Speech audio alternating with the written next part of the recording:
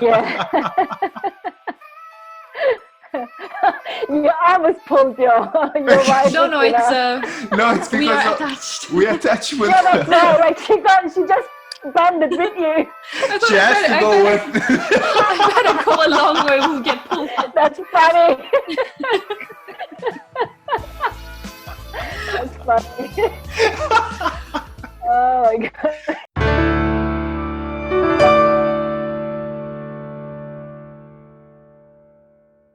For me, joining SFM was a lifesaver because I had recently had those 2 motorbike accidents, and when I joined SFM, I came across this whole, new world. And I still remember I was living like at the other side of the city. There was nothing around, in a very old house, and I focused on those modules like crazy. I was spending like 12-15 hours a day doing. I said, oh my god, I have to make this work overnight because I don't want to go back to my 9-to-5 job. And then I just all of a sudden became so anxious and sad and depressed because I was just focused on that module thing, and I wasn't socializing with people anymore, and I was obviously with a very strong PTSD syndrome back then. And then all of a sudden I just got crazy. And then when I had to go back to Paraguay and spend some time with family there, which for me was amazing, and thinking on it, I just learned to balance it up a bit more, because I always, since I'm in Australia, I never had time for anything. I was always in that crazy life where I had to work to pay bills. I had limiting hours to work as an international student. I had to study, something that I hated just because of possible visa conditions Extension. later on that could make me stay in Australia. The accidents, they changed completely my path. But because I never had time to do what I actually like to do, once I came up with that time after the accidents, I just wanted to do everything every day with the fear of I may run out of time. I may not be able to have this time later on anymore. Like, you know what I mean? So it was quite a reactionary thing then that you dove into it so deeply. That's right. Yeah, that's right. And it's been following me, actually. I'm a person, I'm a doer person. Even here at home, like I have a very tiny room, but I set it up all in a little office. And every day I spend hours in here, and I'm always doing something. But you know when you do, and you don't really know where you're heading? And that started again giving me anxiety, like where the heck am I actually going with all of this? I'm occupying so many hours during the day, studying, reading, meditating, visualizing, blah, blah, blah, you name it. But where am I actually heading? Like, I don't have any clarity. I'm so surrounded with uncertainty at the moment with everything that's happening. My current visa, it's a medical treatment visa. Surgery is going to happen. After my visa runs out, I have no idea where I have to live. You know, all those things that it becomes actually hard to visualize the future. And then I said, you know what? I'm going to ask for help. And I just signed up for Satori Prime. I don't know if you know these guys, Ilan and Guy. Yeah, of course. They started with SFM, and now they be coaches. Yeah, so I just signed up for a 3.5 month masterclass with them. Yeah, and I'm very excited to start this journey now, because I've been following these guys since end of last year, and they are simply amazing to me. So I'm pretty excited now to see what's gonna come next. I'm sure that clarity will arise at some time. Yeah. What's your story, and how do you see your own story? I needed a very dramatic wake-up call. This dramatic wake-up call was the first accident that happened in March, 1st of March 2018. It happened. It broke my both hands. I had full casts on both hands. I had a very ugly wound on my hips because I slid on the ground for 7 meters. But that accident didn't hold me back. Like, it wasn't hard enough to stop me. straight away I started looking up a new motorbike, because that was a write-off. New motorbike, just gonna go back to my same routine. But I was already complaining about my routine. I wasn't happy at all. I was like exhausted and never had time for anything to look after myself. I was skinny like a stick. I was actually sick, but I didn't realize that first accident came as a wake-up call. I just jumped back on a new motorbike less than 2 months before the first accident. I had the new motorbike for 5 days. 1st of March was the first accident. 1st of May, I got hit by a ute from the back while I was stationary on the road. I got hit by 60 kilometers an hour. Are you so serious?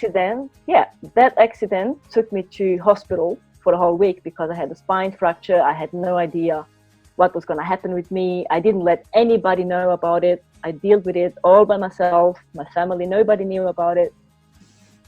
So while I was in hospital, I started reading a book that's called You Can Heal Your Life from Louise Hay. And that book started opening my mind. Like, just be positive. There's so much around, like people around the hospital that I saw in very worse conditions. I said, I'm just going to get positive. This is going to be okay. But of course, like, my emotions were boiling, because I didn't want to let my parents or whoever know about it. Yeah. So that book was the first thing that I looked up. So after a week, I went back home and started looking up Louise Hay on YouTube, because I wanted to keep practicing those positive affirmations and visualizations and just make my journey a little less painful. So then I stumbled across an Luke's ad where he talks about his car accident, and straight away I resonate with that. I just came back from the hospital. So I watched that and signed up and went all into the modules. I couldn't wait for the next day to get the next module to go through. And then when I saw that, whoa, then the message came to me. Your accident was actually a blessing, because I had the time to look into the modules. I had the time to study and to start doing what I actually want. Little did I know that I would face so many other challenges further down the path, right? Because I went so all into the modules that all of a sudden I became crazy. I just became anxious, because I was spending 12-15 hours a day reading and studying, and I wasn't in a nice environment back then with my housemates as well. So it started really messing me up.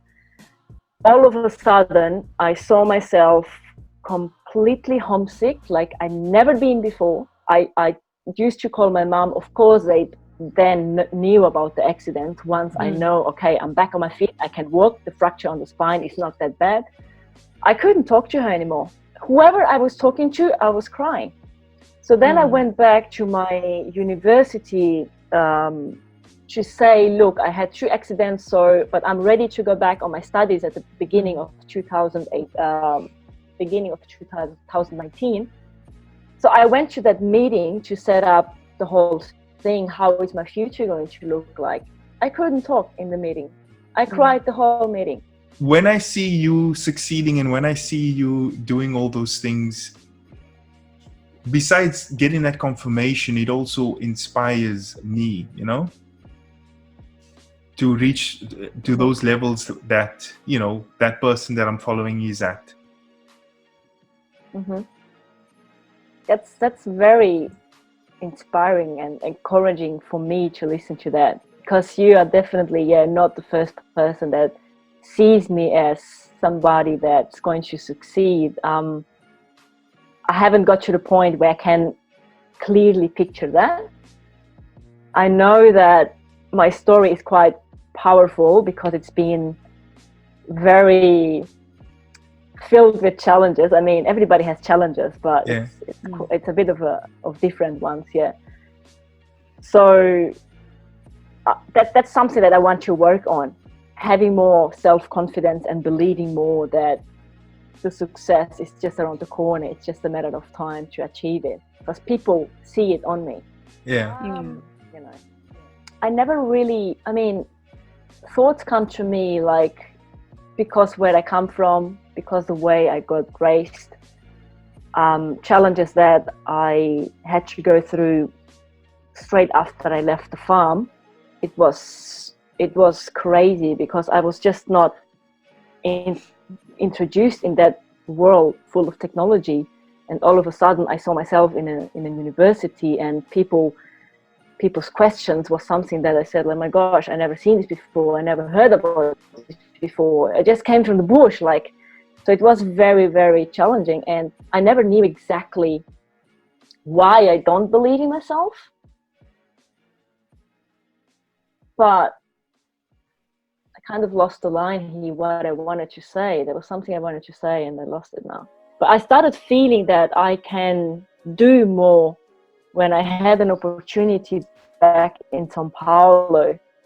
That was in 2009, where I started working as a receptionist and getting paid like 300 reals, which is, I have no idea how many dollars, like very little bit of money. Yeah. And these 300, I had to pay 250, I think it was, for my university. All I remember is that I had like $50 at the end of the month to survive. And all of a sudden I got an opportunity there from my boss saying, I want you to open a importation department because I believe in you. I've seen you working as a receptionist, and you always, back then I was trying to get into English because I realized that if I had English, I could maybe grow in this company. So he saw my actions. He comes with such an opportunity. I said, you must be kidding. Like, I don't even know how to use a laptop. There's no way I can accept this opportunity. And then he said, Erica, what you have is something that is priceless, and I haven't seen it from any other person that ever worked with me, which is your willpower. If you want to join me in this opportunity, I'm going to make sure that you have all the support you need, and you're going to succeed in this. And I took it. Man, the first 2 months, I thought I was going to die. Like, to me, I'm serious. Like, the training I had to go through, for me, it was like, these guys are speaking in Greek to me. Then I had to introduce myself to the people in Italy in English. I got introduced, like, Erica now is going to be responsible for this. I said, oh my gosh. I don't even know. I had to get the email and translate it quickly on Google Translator because I had no idea what these guys were talking about me. I saw myself like, whoa, this is a challenge. But you know what? I managed going through that, and at the end of the year I got recognized as the best employee from the company.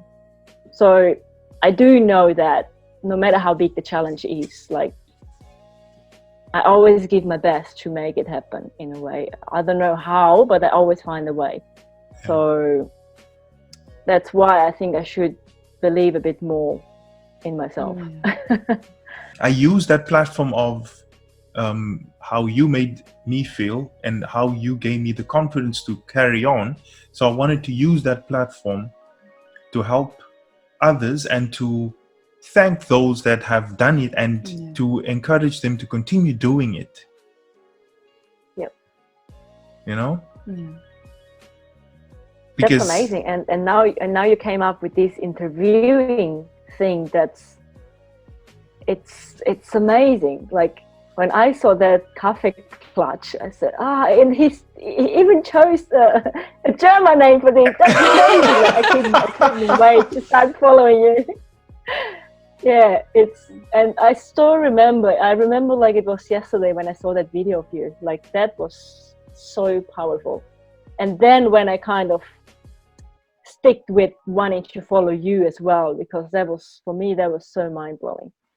But I do understand and believe how you may have felt after that in terms of fulfilling people's expectations. Yeah. And I mean, I admire how you just kept your standard going and you know, getting better and better and better and better. And I mean, and I think that takes a sense of belief in yourself to maintain that, you know, that level and not shy away in a way that I did. Yeah, I get it. And I think that's the thing. That's the gift or the ability I'm trying to take or to learn from. I think I first need to learn it and then be able to recognize it and hopefully help others as well. Yeah, it's amazing you saying that. It takes me back to think about why I kept actually doing those videos after the 90-day video challenge was over. Yeah. And it goes back to that point where I don't have family, I don't have those now I do actually, but back then I didn't still have those very close friends who I could share my achievements with. So for me, the SFM tribe or the 90-day video challenge was the platform. I said, oh my God, I'm so excited, I'm just gonna shoot a video. And then I had a call with Dan Holloway and with Steve and Frank, and I said, I was like feeling I can just hug the whole world. I said, I'm going to shoot something about this. And that's what kept me going, because I needed to express it somehow. And I didn't know where to and who to. So that's why I say SFM for me has been a lifesaver. Yeah.